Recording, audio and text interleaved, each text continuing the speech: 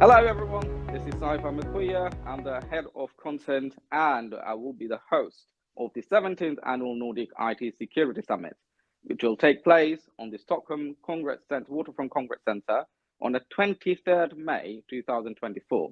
So we are all expecting to see you over there. And now we are here for an amazing interview with none other than Mikko Hypponen, who does not need so much of introduction. However, I'll let him introduce himself, and I would like to welcome Mikko. Well, I'm doing great. Thank you for having me, and I can't wait for May in Stockholm. It's going to be great, and it's going to be great to meet all of you. I've been working Absolutely. with computers and security all my life. I've been doing this for more than 3 decades, and I believe the technology around us is right now moving faster than ever.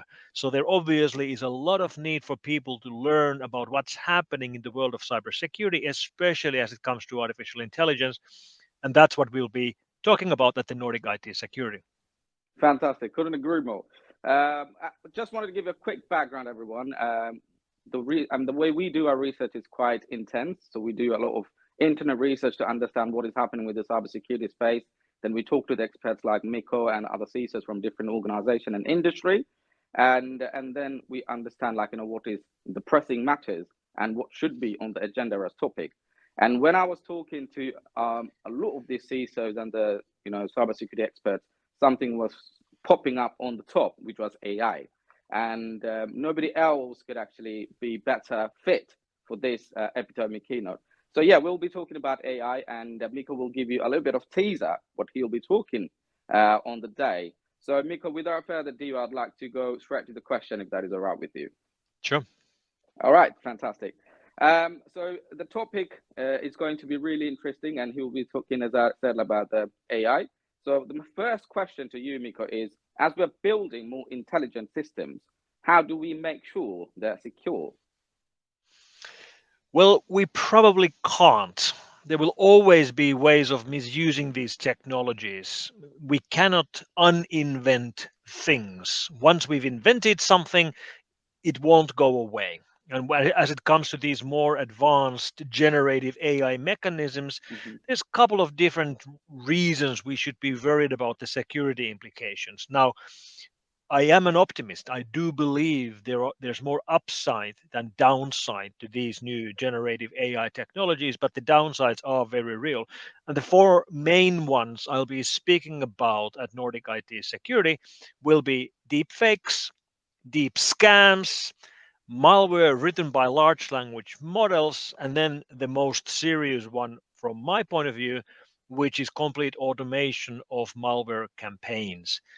These are very different problems, and there are still problems outside of these areas, like, for example, completely automated Mhm. exploit detect or finding automatically exploits with AI, and privilege escalation done with complete automation, things like that. But these four things are the most pressing problems as it comes to practical cybersecurity today, and that's what we should be thinking about right now.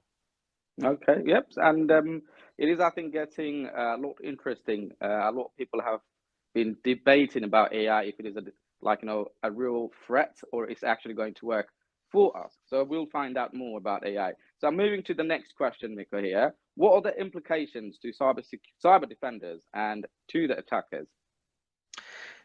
The best defense we have against attacks enabled by AI are defenses fueled by AI. So we are entering a new world where we will see good AI fighting bad AI, which sounds sort of like science fiction, but this actually is the thing which is going to be happening next.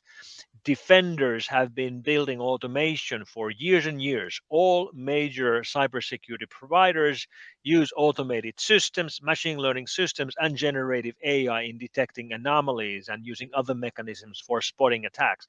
So it will become a question of who's faster. We will have very quickly evolving attacks and very quick detection and response coming from defenders.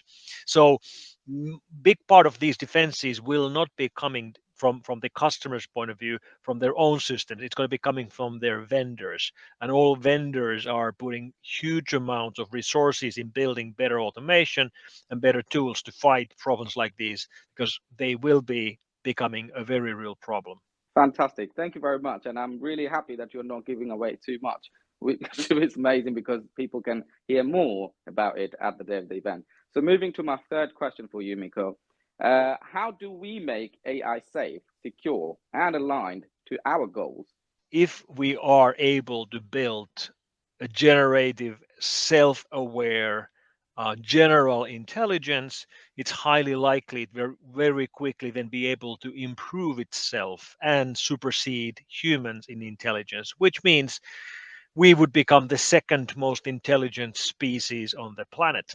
And if Hmm. that ever happens, then we will never again become the most intelligent one. We will be able to cross that line one time and one time only. We don't have a second chance of crossing the line. So it's imperative that we cross the line right. And that's the thing that alignment research is trying to do, so that we would be able to ingrain into these things that we are developing basic principles and alignment with our hopes and wishes. If we do this right, we will enter utopia. We will end up with super intelligent assistant which will solve all the problems we humans can't solve, like hunger and climate.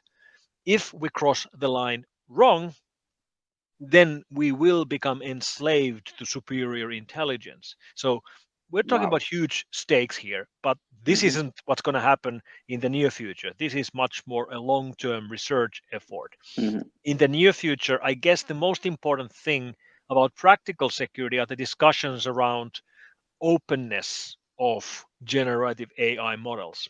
Some of the Hmm. models are closed, which means it's closed source. The algorithms and the weightings are secret. Some of them are open. You can download the code, you can figure out how they work. Historically, in all other areas of security, open has meant better security. Anybody can find and fix the vulnerabilities. We understand these technologies much better. But with generative AI, that's not obvious because these frontier AI companies put huge amount of safety and security research. As an end result, you can't use these models, for example, to immediately create phishing emails or social Hmm. engineering or to give you bomb making instructions. However, if the model is open source, anybody can download them and remove all of these safety restrictions and use these models to do what they want. This applies Wow. to large language models, it applies to deepfake generation, it applies to image generation. For example, when we look at porn being created by image generators, it's being done with Hmm. open source models, which can be modified to do this. Closed source models won't do that. And this is a huge discussion we need to have. Is open source or closed source the right model for Hmm. artificial intelligence? And the jury is still out. Wow. Brilliant. Thank you so very much. I mean, to be honest, I'm getting goosebumps regarding this because when you work in cybersecurity, I would say exciting times are coming. I can imagine, like, it has got a lot of threats coming along with it, but I believe, like, it will just make us stronger. As you mentioned, like, you're optimistic, so am I. So I Mm. will ask you the final question for today.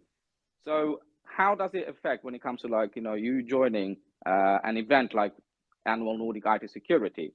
Do you think this is helping the community where people are coming under one roof, sharing their thoughts and also insights and also learning so that they can actually help each other and make the whole cybersecurity space a safer place? What do you think, Mikko? We don't work in bubbles. If you only try to figure out how to solve these problems by yourself, you will fail. We need to network, we need to communicate, we need to learn from each other. And that's exactly what Nordic IT security is about. It's about coming together, meeting new faces and old faces, exchanging information, building the connections, and learning from each other. This is the way we're able to build better security for all organizations. And that's why I love going to these events. I learn so much practical, knowledgeable information from the people who are finding these problems in their own organizations. That helps me, and it also helps me to pass on the learnings I've built over the years. I can't wait for Nordic IT security. Brilliant. Thank you so very much, Mikko. And we cannot wait to see you again. And thank you for this talk and the interview today. And we will continue the discussion on May the 23rd at Stockholm Waterford Congress Center. So you all are welcome. And Mikko, we can't wait to see you. Can't wait to be there. Thank you.